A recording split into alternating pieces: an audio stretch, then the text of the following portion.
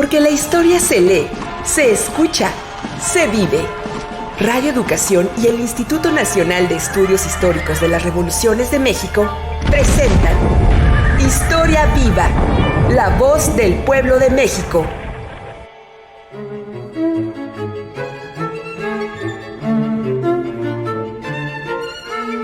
Estamos de nuevo con usted. Esto es Historia Viva, la voz del pueblo de México, un programa coproducido por Radio Educación y el Instituto Nacional de Estudios Históricos de las Revoluciones de México.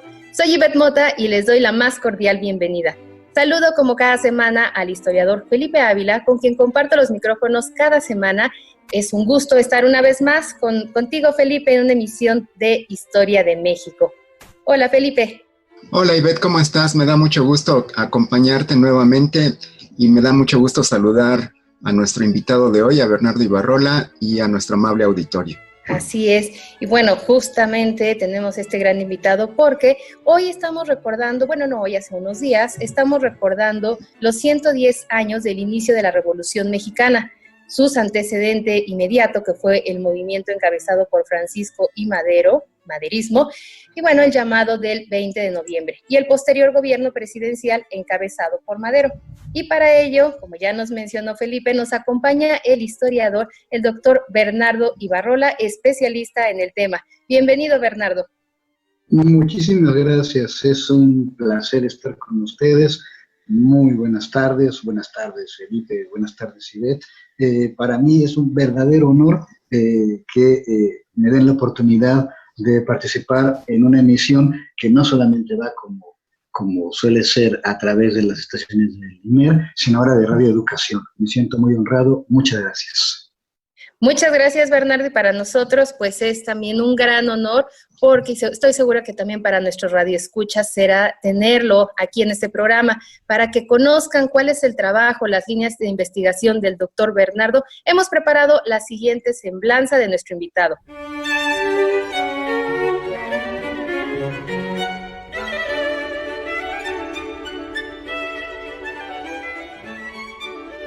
Bernardo Ibarrola Zamora es licenciado en Historia por la Facultad de Filosofía y Letras de la UNAM, doctor en América Latina Contemporánea por el Instituto Universitario de Investigación Ortega y Gasset de Madrid, España, y doctor en Geografía e Historia por la Universidad Complutense de Madrid, España.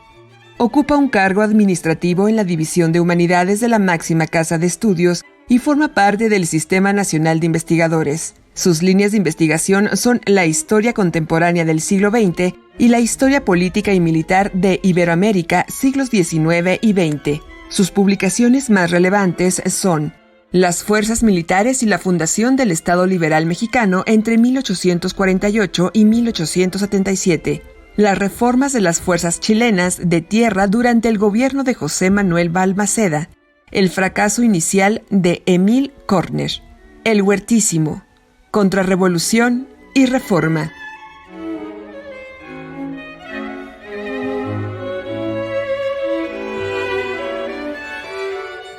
En Historia Viva agradecemos a quienes nos siguen por medio de nuestros diversos medios de contacto, a través de Facebook y de Twitter en las páginas de Radio Educación y el INER, así como las emisoras 1060 de AM y 96.5 de FM. También, por supuesto, a las emisoras que se unen a esta señal a través de los diferentes sistemas de radio en los estados. Felipe, Bernardo, en la primera década del siglo XX, una revolución social sorprendió a México y a todo el mundo, ya que Porfirio Díaz en 1908, en una entrevista al reportero James Krillman, pintó un país, un México en paz y en pleno progreso. Felipe, esta emblemática entrevista ¿se puede contabilizar como detonante del inicio de la Revolución Mexicana? Bueno, Ivette, yo creo que esta pregunta tiene que responderse matizándola. Yo creo que la entrevista a Díaz Krillman sin duda fue muy importante. Tuvo una enorme repercusión política porque después de esa entrevista, pues como diríamos coloquialmente, se alborotó el avispero de la política nacional. Varios de los opositores a Porfirio Díaz, que habían estado buscando una mayor participación política, vieron en esas declaraciones del presidente Porfirio Díaz como un permiso para poder organizarse, poder participar y poder emprender la organización y las campañas políticas que se venían en los meses siguientes. Sin embargo, yo creo que sería muy exagerado decir que la entrevista precipitó la revolución, Ivette, porque yo creo que lo que precipitó la revolución fue una serie de contradicciones estructurales que no tenían salida, una serie de contradicciones en la economía, en la política, en la sociedad y en la cultura, porque pues el gobierno de Porfirio Díaz tenía ya casi 30 años en el poder y era un régimen oligárquico que se había ido desgastando, en donde la política era ejercida por una pequeña élite y no había habido relevo generacional. Y no solamente eso, sino que se habían proscrito buena parte de las libertades políticas que deberían de existir de acuerdo a la Constitución. Y entonces era un sistema político cerrado, anquilosado, oligárquico, que sobre todo estaba teniendo muchísimos problemas para resolver el tema de la sucesión presidencial de Porfirio Díaz, porque Porfirio Díaz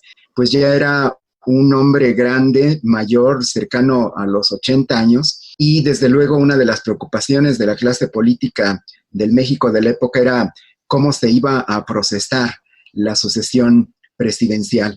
Pero sobre todo, Ivette, yo creo que el problema que es lo que explica el estallido de la Revolución Mexicana, es una serie de contradicciones que se fueron acumulando con el paso de los años, contradicciones en el campo, en donde la mayoría de la población rural mexicana vivía en condiciones extremadamente difíciles, en donde el régimen de tenencia de la tierra estaba monopolizado por las grandes propiedades de los terratenientes mexicanos, en donde los trabajadores, tanto industriales como artesanales, no tenían prácticamente una garantía, vivían en condiciones miserables, en condiciones de marginación y de pobreza, con condiciones laborales que realmente eran pues terribles para las y los trabajadores de esa época. Y creo que por eso es que la revolución fue un gran estallido social, porque todo ese descontento, todos esos agravios, todo ese resentimiento y esas ganas de participación política de nuevos sectores que no habían tenido acceso a las esferas del poder, pues creo que finalmente estallaron. Entonces creo que la entrevista de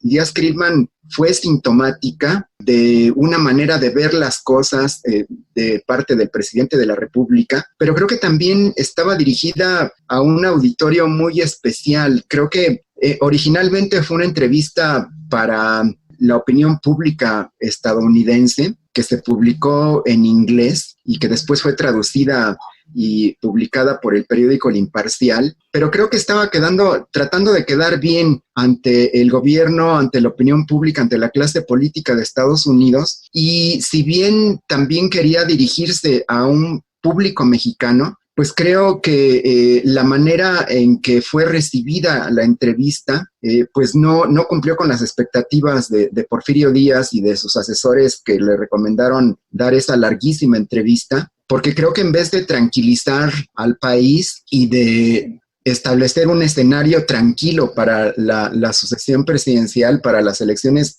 presidenciales de 1910, pues provocó una agitación y una efervescencia política inédita. Pero esto creo que más que producto de la entrevista, que es como el síntoma, yo creo que el problema era la enfermedad que venía de atrás, que era pues un sistema político completamente anquilosado que estaba haciendo agua y que comenzó a desmoronarse con la gran movilización ciudadana que comenzó a darse en 1908, 1909 y 1910, Ivette. Justamente, Bernardo, con base en los estudios que tú has realizado en este tema, ¿cómo fue gestándose con el antirreeleccionismo una oposición nacional al gobierno de Porfirio Díaz luego de la publicación del libro justamente escrito por Madero, La sucesión presidencial en 1910? Me gustó muchísimo la forma en que planteó Felipe el lugar que el libro, que la publicación de la entrevista, planteó, significó en términos del proceso. Es un síntoma, sí, también es un elemento contingente. Felipe habló de asuntos estructurales y estamos totalmente de acuerdo con ellos, pero pues la contingencia cuenta, y cuenta el detalle y cuenta también la personalidad.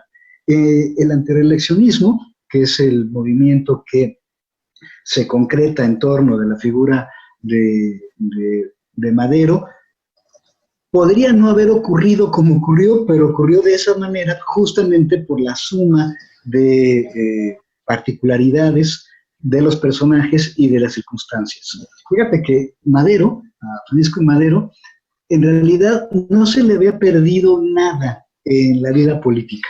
Él era integrante de una familia muy exitosa, de un clan más que una familia, muy exitosa, de empresarios terratenientes del norte de México, del estado de Coahuila. Se había formado para heredar, digamos, la dirección de este clan empresarial, comercial, y en realidad su interés por la política es un interés que proviene no de la frustración por no pertenecer o por no haber participado en los relevos generacionales de otras personas orientadas hacia la política o hacia la función pública o hacia la cosa pública en general, y que no les hubieran permitido el acceso a los cargos o a los lugares, a hacerse carreras políticas. Madero más bien llega a la política porque ve de manera concreta, muy precisa, esas contradicciones y esas tensiones de las que hablaba Felipe. Es decir, él puede ver de forma muy concreta cómo el sistema político, las condiciones económicas, las relaciones sociales del país son cada vez más injustas, y cómo justamente la política no está funcionando para lo que tiene que funcionar, que es para resolver problemas, para gestionar conflictos. Y entonces Madero comienza su vida política en realidad de forma muy atípica, y podríamos verlo desde fuera un poco ingenua, porque comienza a participar primero en el ámbito municipal, en su municipio, ve que los problemas, que la gestión municipal no es la correcta, intenta intervenir en esta gestión, no se lo permiten, participa apoyando la candidatura de alguna persona, y entonces es allí cuando va pasando de un punto, de un nivel al otro.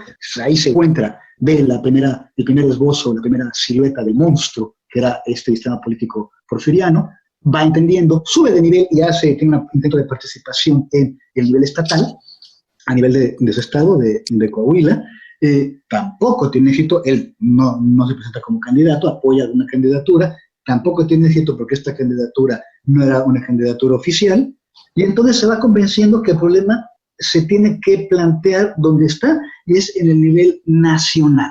Y ahí comienza la historia, porque en 1908 a Madero se le ocurre plantear todo el tema que está viendo y hacer un diagnóstico general de los problemas del país, y luego aterrizarlo a lo muy concreto en un libro, La Sucesión Presidencial en 1910, que sale en 1908, un poquitito después de la entrevista a Díaz-Crillman.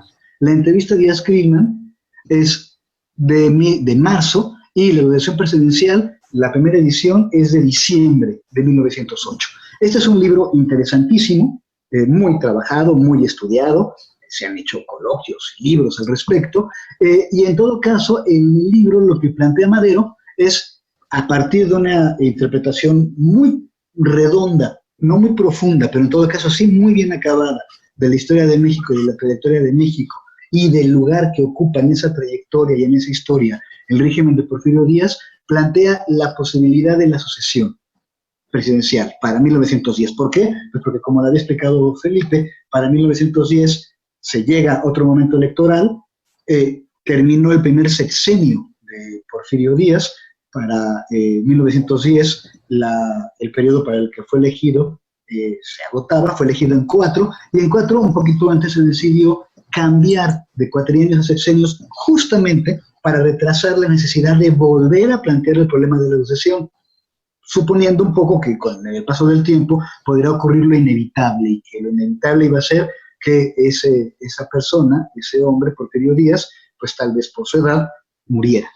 En 1910 no muere y está con muy buena salud y va a cumplir 80 años y está perfectamente dispuesto a volverse a presentar para un periodo, un nuevo sexenio, que iba de 1910 a 1916. Ante eso, Madero plantea la necesidad de que se abra el juego, de que se haga posible la participación política abierta, más abierta. Y esto coincide directamente con lo que había planteado Porfirio Díaz en la entrevista. Se ha discutido mucho sobre si la entrevista es un error de Díaz, en todo lo que sí es un error, pero ¿por qué es el error? Felipe sugería que el error fue que no entendía o no se esperaba las reacciones que tuvo. Sin duda, ese fue el problema.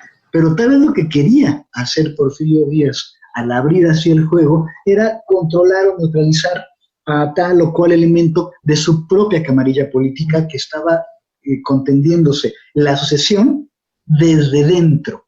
Y la sucesión desde dentro se llamaba vicepresidencia de la República. Para 1904, en esta reforma que va del periodo de 4 a 6 años, también se estableció se volvió a la figura de la vicepresidencia, justamente pensando en una sucesión, digamos, tranquila, que no pasara por las elecciones. Una cosa parecida, toda proporción guardada, por supuesto, estas comparaciones son muy peligrosas, a la que de repente se insinúa en este momento con la elección del presidente prácticamente electo estadounidense Biden y la vicepresidenta Harris. Se dice que la posibilidad de que llegue a la presidencia de los Estados Unidos una mujer será a través, tal vez, de la vicepresidencia si algo le ocurre al presidente. Bueno, esto se planteaba de forma muy clara, aunque nadie la decía explícitamente, para 1906, y para 1910 era casi seguro. Dentro del ámbito porfirista, del mundo que está gobernando este país, esta camarilla muy bien armada, había muchas tensiones, y es muy probable que la entrevista que concede Porfirio Díaz estuviera destinada más bien a intentar regular o modificar el juego, digamos, de camarilla o de corte, del juego cortesano que le estaba dando al interior de su grupo en el poder. ¿Qué es lo que pasa?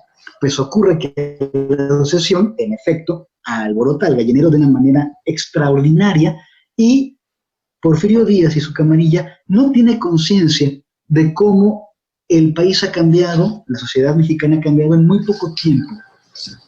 Y entonces, Madero saca el libro, inicia así su actividad política a nivel nacional. Una de las primeras cosas que hace es enviar el libro a Porfirio Díaz.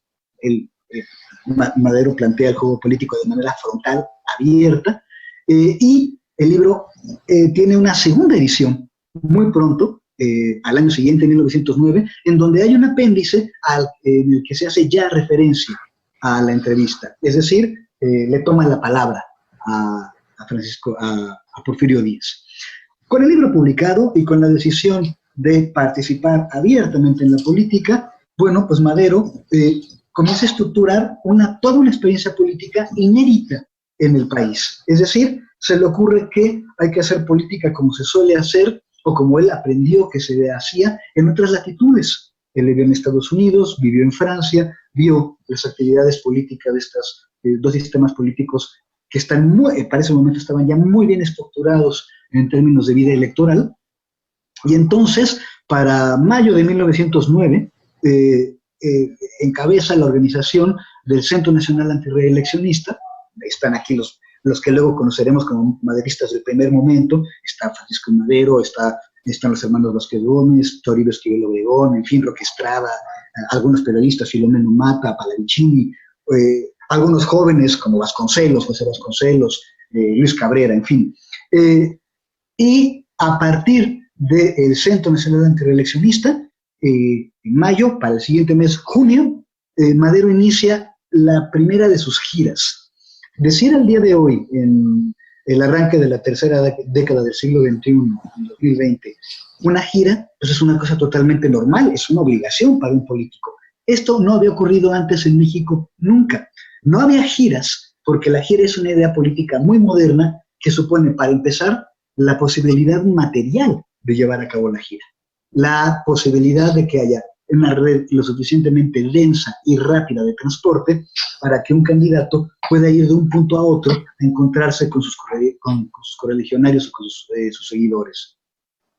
Madero inicia su primera gira, en junio de 1909, con el objetivo de eso, concentrar, en algunos puntos crear redes de apoyo a partir del antireeleccionismo. Es decir, va creando un partido como lo entendemos ahora. Los partidos en ese momento no eran como son ahora. Los partidos eran en realidad clubes de amigos que se juntaban, que se carteaban con otros clubes de amigos en las capitales de la ciudad, de los estados, de las ciudades importantes, y que iban sacando así las candidaturas de la gente que en realidad no se movía, se movían las cartas, que se movían bastante más lentamente. Madero no. Madero comienza con las giras, comienza a moverse por todas las partes que tienen acceso del país, se monta en los ferrocarriles que se han ido construyendo a lo largo del Porfiriato y se va moviendo por todas partes. Al mismo tiempo, dentro del ámbito porfiriano, de la camarilla porfiriana, pues las cosas se ponen intensísimas también, no por la amenaza maderista o antireeleccionista, sino por el proceso interno que se está llevando a cabo. Hay una puja muy fuerte entre grupos. Mucha gente quiere que el que fue candidato o que fue vicepresidente entre 1904 y 1910, un empresario norteño, Ramón Corral, no sea postulado otra vez en la fórmula para 1910, y empieza un enfrentamiento intensísimo donde el candidato o el que le gustaría ser candidato más importante, Bernardo Reyes, un militar de origen tapatío, pero afincado desde muy pronto en Nuevo León y muy claramente reconocido con, digamos, las élites económicas, empresariales, industriales de Monterrey. Bernardo Reyes quiere ese espacio, representa de cierta manera unas posiciones menos recalcitrantemente neoliberales, diríamos hoy, en ese momento se decía científicas, y él cree que puede convertirse en una opción interna de sucesión, no para estar en el lugar de Díaz, sino para estar en el lugar de Corral. Bueno, pues para septiembre de 1909, cuando Madero anda terminando su primera gira, Bernardo Reyes, que había jugado esta carta de entrar a la vicepresidencia o entrar a la presidencia, a la candidatura a la presidencia, si Díaz no lo apoya, se retira, acepta un encargo que le da el presidente y se va comisionado a Europa. Con lo cual, la asociación o el problema de la asociación interno queda resuelto, pero Madero continúa. Para abril de 1910, una vez que ya llevó a cabo una gran cantidad de recorridos por todo el país, se lleva a cabo la convención, una gran convención, una cosa que tampoco había ocurrido nunca en México, y que también organiza Madero y sus correligionarios. Y es una convención, ocurre en Ciudad de México, con dos partidos: el partido que funda Madero, el Partido Nacional Antireeleccionista, y el Partido Nacionalista Democrático. Esta convención se junta en la Ciudad de México, tiene delegados, hay intensas discusiones, y al final, como toda buena convención, saca una plataforma muy elemental de gobierno y una fórmula para competir por la presidencia. Pues así como nos ha dado este contexto el doctor Bernardo acerca de la situación social y de los movimientos que ya hemos platicado en otros programas con el doctor Felipe, que ha mencionado que ha sido la Revolución Mexicana, pues en una serie de revoluciones, una serie de personajes y hechos que se han concatenado, se han sumado. Hemos preparado justamente una pequeña cápsula para conocer cuál era la situación y cómo se dio la sucesión presidencial, de 1910. Vamos a escucharla y regresamos para continuar con el tema.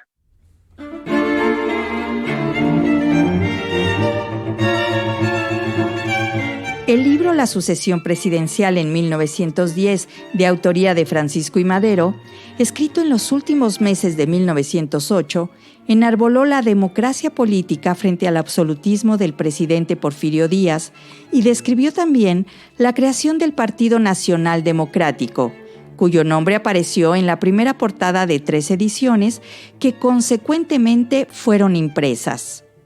El libro está conformado por 7 capítulos.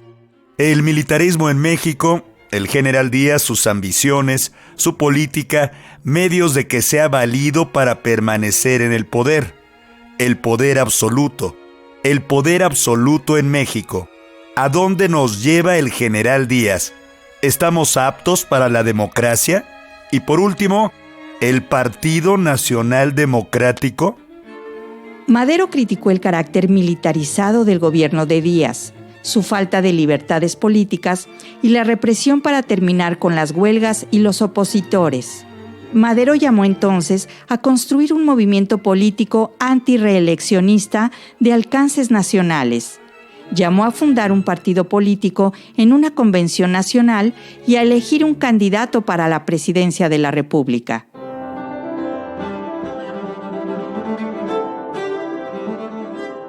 Bajo el lema Libertad y sufragio, no reelección, Madero llamó al cambio institucional pacífico y democrático. Su campaña política fue muy popular. A los jóvenes maderistas se les unieron los antiguos reyistas, quienes contaban con mayor experiencia política. Porfirio Díaz ordenó, por su lado, reprimir las manifestaciones en favor de Madero y encarceló al candidato antirreeleccionista en San Luis Potosí, acusándolo de incitar a la rebelión. Madero escribió en su libro A manera de premonición sobre las elecciones de 1910: ¿Qué podrá suceder si el gobierno recurre a medidas demasiado violentas para obtener su triunfo?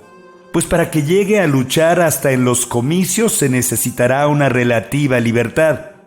En el caso de que ésta falte por completo, imposible será pronosticar lo que suceda, pues bien puede darse el caso de que la nación, indignada por las violencias y por las persecuciones de que han sido víctimas sus buenos hijos, tan solo porque quieren hacer uso de sus derechos, se levante en masa y presenciemos otra revolución popular como la de Ayutla.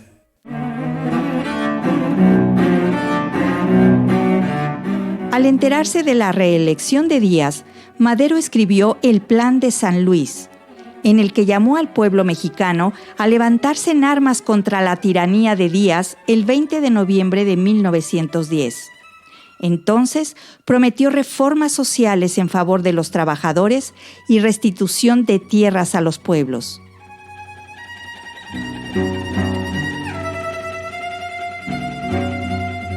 Continuamos en Historia Viva, la voz del pueblo de México, un espacio para la difusión de la historia y el intercambio de ideas en esta emisión con el tema de los 110 años del inicio de la Revolución Mexicana. Bueno, hoy nos acompaña el historiador Bernardo Ibarrola, a quien, para continuar con el tema y en donde nos quedamos, le preguntaría cómo se desarrolla justamente la lucha armada después del 20 de noviembre de 1910. Bueno, brincamos un poco, pero esto está directamente relacionado con lo que pasa en este proceso electoral. Para el proceso electoral del verano de 1910 se presentan varias fórmulas, pero las únicas que tienen posibilidad de ganar es la oficial, la del presidente Díaz, con la fórmula Díaz-Corral, y la fórmula Madero-Vázquez-Gómez. Cuando están preparando las elecciones, se interviene el régimen. Este es un momento clave.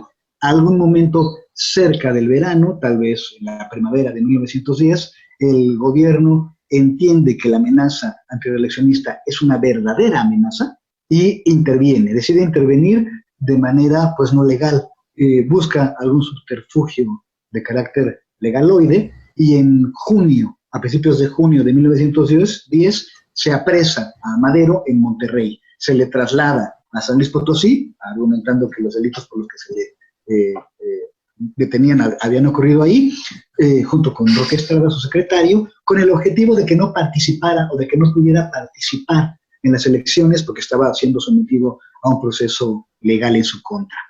Se lleva a cabo la elección a finales de junio, es una elección indirecta, tiene 2 etapas, como las elecciones presidenciales estadounidenses. Primero hay una etapa de elección de votantes, de electores, y luego una de representantes, pues, y luego una segunda etapa.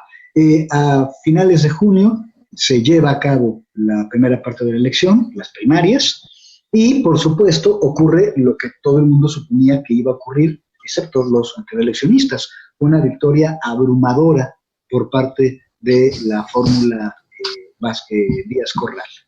Fíjense ustedes. Díaz-Corral, esta fórmula tiene 18.625 votos electorales contra 196 votos electorales para la fórmula Madero Vázquez Gómez. Eso no lo quería nadie, pero Madero pues, está detenido todavía en San Luis Potosí. Se lleva a cabo la segunda parte del procedimiento electoral. Tanto Madero como Estrada están detenidos en la ciudad de San Luis Potosí, como no dentro de la cárcel, sino dentro de la ciudad, no pueden salir de la ciudad, y llevan a cabo desde ahí procedimientos solicitando por parte de su partido, el Nacional Antireeleccionista, a la Cámara de Diputados, que es la que tenía que calificar la elección, que se anulara la elección, pues que argumentaban fraude. Esto lo hacen el 1 de septiembre de 1910. Vienen las fiestas del centenario, todo se interrumpe varias semanas porque son unas fiestas enormes, pero para finales de septiembre la Cámara de Diputados responde que no pasó nada, que las elecciones fueron una maravilla, que todo fue impecable, y para el 4 de octubre de 1910 son declarados presidentes electos para el periodo 10-16 Díaz y Corral. El 6 de octubre, Madero se escapa de San Luis Potosí, llega a San Antonio, Texas, sale del país, se va juntando su gente, la gente cercana al antireeleccionismo en San Antonio, Texas, y el 25 de octubre se imprime el Manifiesto a la Nación, que vamos a conocer a partir de entonces como Plan de San Luis Potosí, fechado el 6 de octubre. ¿Por qué? Porque fue el último momento en el que estuvo en el país. Esto para evitar que los estadounidenses intervinieran y lo pudieran detener por violar una ley que prohíbe hacer cualquier tipo de operación de rebelión contra un gobierno amigo desde el territorio estadounidense. Y el de Díaz era un gobierno amigo. Tengo una pregunta para Felipe, un poco en ese sentido. ¿Por qué se dice que pensaba más en una revolución Francisco y Madero política que en una lucha armada? Porque Madero era un pacifista convencido, era un demócrata ante todo, era un partidario de la evolución a través de las instituciones y de las leyes, y sin embargo, pues al haber agotado todos los recursos legales, al haber desarrollado una muy exitosa campaña política, al haberse convertido en un serio desafío para el presidente Porfirio Díaz, y haber sido reprimido y encarcelado su movimiento, después de que había protestado por la forma en que se había impuesto Porfirio Díaz el día de la elección y de haber presentado un memorial a través de uno de sus seguidores, de Federico González Garza, que solicitó la anulación de las elecciones ante el Congreso de la República, y al haber sido desechado este recurso, pues a Madero no le quedó de otra más que llamar a la insurrección. Pero él había pensado en una insurrección muy corta. Él había creído que la revolución sería ese gran movimiento electoral y político que había él creado durante el antirreeleccionismo. Pensó que todos esos simpatizantes antirreeleccionistas se iban a lanzar a las armas, iban a provocar una especie de huelga política nacional, iban a tener la capacidad de tomar las principales ciudades de la República con el apoyo de un sector del ejército, y creía que entonces la revolución iba a ser muy corta y prácticamente sin violencia y sin sangre. Él había pensado en una especie de revolución de terciopelo, que sin embargo no ocurrió, porque esta revolución que él soñó, que él estuvo preparando minuciosamente desde Estados Unidos, pues en realidad no ocurrió. Lo que realmente ocurrió a partir del 20 de noviembre de 1910 fue una revolución muy distinta a aquella que había pensado Madero, porque fue una revolución sobre todo rural, una revolución de los sectores pobres, de los marginados, de los desposeídos, de los que tenían infinidad de agravios, rebasando casi desde las primeras semanas a el programa maderista contenido en el programa del Partido Nacional Antirreeleccionista y también en el Plan de San Luis. Y esta revolución real, verdadera, pues demostró ser un movimiento popular de una enorme violencia, de una enorme radicalidad que amenazaba con rebasar a su líder indiscutible, a Francisco I. Madero, y por eso es que se tuvo que, una vez que se derrotó militar y políticamente al gobierno de Porfirio Díaz, hacer una negociación entre el gobierno de Porfirio Díaz con Madero y sus principales asesores para establecer un gobierno de transición. Entonces, creo que a pesar de eso, Madero siempre estuvo convencido y fue muy congruente en tratar de desarrollar un proyecto político, democrático, a través de la ley de las instituciones y de la paz. Creo que a Madero le repugnaba la violencia, había tenido que recurrir a ella porque no le había quedado otra opción, pero siempre tuvo muy claro que tenía límites eso y que él no iba a convertir en un tirano, en un dictador, en un represor, en un juez que censurara y prohibiera la participación política. Y creo que pues eso muestra a un personaje extraordinario, de los que ha habido muy pocos en la historia de nuestro país, que no era un soñador ni un ingenuo. Creo que tenía una gran preparación y una gran intuición política, pero sin embargo también era de una rectitud a toda prueba, de una honestidad, pero sobre todo de una serie de principios morales, entre las cuales no recurrir a la violencia siempre que fuera posible evitarla, pues era una de sus máximas que lo definen como ser humano, como político y como gobernante, Ivette. Preparamos también una cápsula acerca del 20 de noviembre de 1910. Vamos a escucharla y me gustaría que después de esto, Felipe, Bernardo, pudiéramos platicar cómo se prepara Madero para las elecciones de 1911. Claro que sí, con mucho gusto.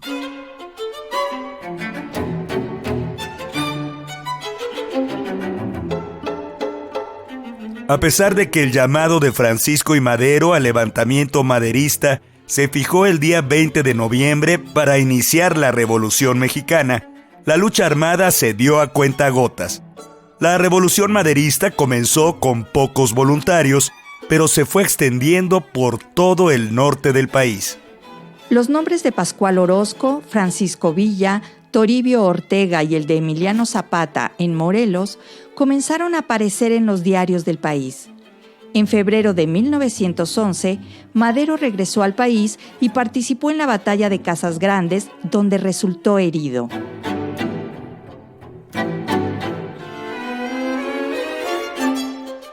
Reorganizados, los maderistas del norte continuaron la rebelión, mientras partidas guerrilleras aparecían en diversos puntos del país. En mayo de 1911, los revolucionarios, en número cercano a los 3,000, lograron tomar la ciudad fronteriza de Chihuahua. Esta victoria orilló a Porfirio Díaz a firmar los tratados de Ciudad Juárez. Díaz presentó su renuncia al Congreso y se marchó al exilio en Francia.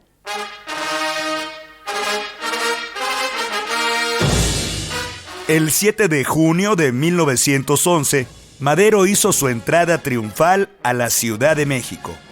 Madero no tomó la presidencia de México de inmediato. Aceptó el interinato de Francisco León de la Barra y licenciar a las tropas revolucionarias para congraciarse con el ejército, pero la medida provocó desavenencias importantes con los revolucionarios, quienes exigían profundizar las reformas sociales. Tras numerosos conflictos políticos, Francisco I. Madero subió al poder, legitimado por un proceso electoral intachable. Sin embargo, su presidencia estuvo llena de ataques de la prensa conservadora, de intrigas de militares, bloqueos contra sus medidas pacifistas y padeció además de ataques diplomáticos dirigidos por el embajador de Estados Unidos.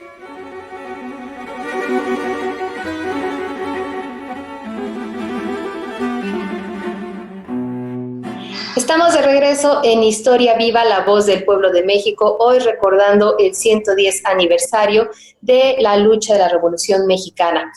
Felipe, ¿qué sucede? ¿Cómo se llega a los tratados de Juárez? Sí, Ivette, en realidad los tratados de Ciudad Juárez no deberían llamarse así porque los tratados se dan entre naciones y desde luego pues este no fue el caso. Yo creo que es más conveniente llamarlos los acuerdos de Ciudad Juárez porque eso fue un gran acuerdo político entre el gobierno saliente de Porfirio Díaz y los representantes de la Revolución Maderista triunfante. Se llegó a Ciudad Juárez a esta negociación porque el maderismo insurreccional en 6 meses logró derrotar políticamente y yo creo que de manera estratégica también militarmente al gobierno de Porfirio Díaz. Esto no quiere decir que haya habido grandes batallas con miles de muertos, con grandes movilizaciones, pero creo que la revolución maderista fue una gran insurrección rural que se desperdigó a lo largo y ancho de buena parte del territorio nacional, que rebasó la capacidad de respuesta militar del ejército porfirista. Y creo que al darse cuenta de eso, de que no podían acabar con esa insurrección tan masiva, tan extendida, tan generalizada, tomaron la decisión de mejor salirse de la jugada. Creo que fue una decisión estratégica que tomaron Porfirio Díaz y su ministro de Hacienda, José Yves Limantour, de que más valía retirarse de la escena, renunciar y tratar de salvar hasta donde fuera posible lo que ellos consideraban sus grandes logros, que era el crecimiento económico, las instituciones, la creación de grandes obras de infraestructura, instituciones políticas que querían que se mantuvieran y un status quo y una paz social que les interesaba enormemente mantener y tratar de evitar también una posible intervención estadounidense. Creo que por eso es que están dispuestos a negociar con Madero su capitulación. Y Madero, por su parte, yo creo que también tenía motivos muy importantes porque la revolución que él había puesto en marcha lo estaba rebasando. Estaba haciendo un movimiento de enorme violencia, radicalidad y contenido de clase reivindicatorio con el que él no estaba de acuerdo con esa radicalidad. No quería llevar la revolución hasta sus extremos, como sí lo querían hacer varios de los nuevos líderes revolucionarios como Pancho Villa, Emiliano Zapata y Pascual Orozco. Entonces yo creo que también a Madero le interesaba ponerle freno a ese proceso que se le estaba yendo de las manos y eso es lo que explican los acuerdos de Ciudad Juárez. Es un gran acuerdo político en donde Díaz acepta renunciar a la presidencia y dar paso a un gobierno interino encabezado por el secretario de Relaciones Exteriores, Francisco León de la Barra, con 2 acuerdos básicos. Por un lado, establecer la paz, licenciar al ejército maderista y convocar elecciones en un gobierno que no podía durar más de 6 meses, que es el gobierno de Francisco León de la Barra. El gobierno de León de la Barra comienza su administración con estos objetivos de pacificar al país, contribuir a licenciar al ejército maderista y preparar la elección de los poderes federales. Sin embargo, en el interinato, Ivette, aunque dura muy poco, se lleva a cabo una enorme transformación política porque prácticamente es sustituido todo el sistema político porfirista. Todos los gobernadores, los jefes políticos, buena parte de los presidentes municipales son sustituidos, aunque en algunas regiones se logran acomodar viejos políticos porfiristas. En realidad creo que hay una renovación de la clase política nacional y también a nivel regional y municipal tiene lugar este fenómeno y es una gran revolución política a la que a veces se le ha prestado poca atención. Pero yo creo que lo que define al interinato es una tensión esencial, porque es un acuerdo entre la élite porfirista y la élite revolucionaria maderista para mantener el status quo, pero comenzar a establecer paulatinamente transformaciones revolucionarias a través de la ley y de las instituciones. Entonces creo que en el interinato hay una tensión esencial porque busca ser una especie de síntesis entre lo viejo y lo nuevo, y creo que termina siendo aplastado por esta contradicción que no se puede sostener, y creo que durante esos 6 meses que gobierna León de la Barra van desarrollándose algunas de las contradicciones que quedaron como entre paréntesis con los acuerdos de Ciudad Juárez y que son los que van a definir en buena medida el gobierno de Francisco I. Madero, que comienza en noviembre de 1911. Entonces creo que ese sería uno de los aspectos centrales. Y Bernardo, me gustaría conocer tu punto de vista muy breve sobre el interinato, sobre sus características, y también cómo ves tú el papel de Francisco I. Madero en estos meses tan complicados y cómo desarrolla la preparación de su candidatura presidencial que finalmente lo lleva a ocupar la primera magistratura del país, Bernardo. Hay pocos trabajos específicos sobre el gobierno de León de la Barra. Uno de ellos es de Felipe Ávila, así que cuando Felipe habla del gobierno sabe de qué está hablando. El punto tiene que ver con una interpretación o un conjunto de interpretaciones que aquí sí van hacia un punto o hacia el otro. Claro que es un régimen, un momento, el interinato de contradicción, pero con actores muy claros. León de la Barra, desde mi punto de vista, lo que hace es torpedear la revolución y torpedear a Madero todo lo que puede, todo cuanto puede. Generar todos los problemas posibles, es una especie de venganza al régimen porfiriano que cayó tan rápido y tan mal. Y Madero está entre la espada y la pared, porque mucha gente, sobre todo la gente que lo apoyó para hacer la revolución, piensa que él es el presidente, y no, el presidente es León de la Barra. Y el ejército obedece al presidente, y obedece a León de la Barra, no a Madero. Y Madero también entiende que no puede deshacerse de la base que lo llevó al triunfo de la revolución. Y entonces se trata de un momento complicadísimo, porque Madero tiene que intentar contener la violencia revolucionaria de la que hablaba Felipe, y al mismo tiempo reestructurar a sus huestes políticas. En términos políticos la cosa es muy simple. El antireeleccionismo ya ganó, porque hay una serie de modificaciones constitucionales que hacen innecesaria la agenda. Y entonces se hace una nueva convención, se funda un nuevo partido, el Partido Constitucional Progresista, hay una gran tensión en el seno de los maderistas, porque hay un grupo que asume que las cosas debían ocurrir como no ocurrieron, y entonces en realidad Madero concluye el trabajo de preparación para las elecciones con una primera decisión de su equipo de trabajo. Se presenta con un nuevo candidato a la vicepresidencia, Pino Suárez, gana por supuesto, pero digamos que el maderismo original está herido de muerte. El análisis del gobierno de Francisco I. Madero es muy amplio. Agradecemos al doctor Bernardo Ibarrola y a Felipe que nos lleven de la mano por este momento de la historia de México. Y bueno, pero el tiempo es corto, así que vamos a dedicar un segundo programa para continuar con este tema, acompañado por supuesto de las reflexiones del doctor Bernardo Ibarrola y Felipe Ávila. Muchísimas gracias, doctor Bernardo, por este programa, y pues los esperamos a todos en un siguiente programa. Gracias, Felipe. Al contrario, gracias a ustedes, Ivette. Muchas gracias, Bernardo, y nos acompañas a un siguiente programa. Con muchísimo gusto, estamos emplazados. Muy bien. Por lo pronto, quédense en la señal de Radio Educación.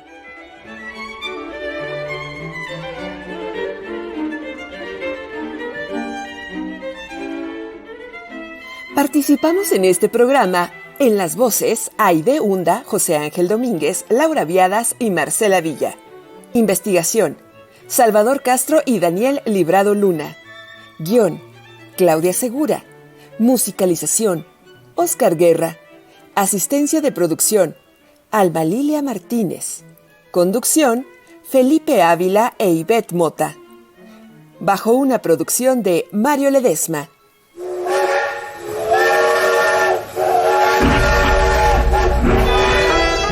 Porque la historia se lee, se escucha, se vive. Radio Educación y el Instituto Nacional de Estudios Históricos de las Revoluciones de México presentaron Historia Viva, la voz del pueblo de México.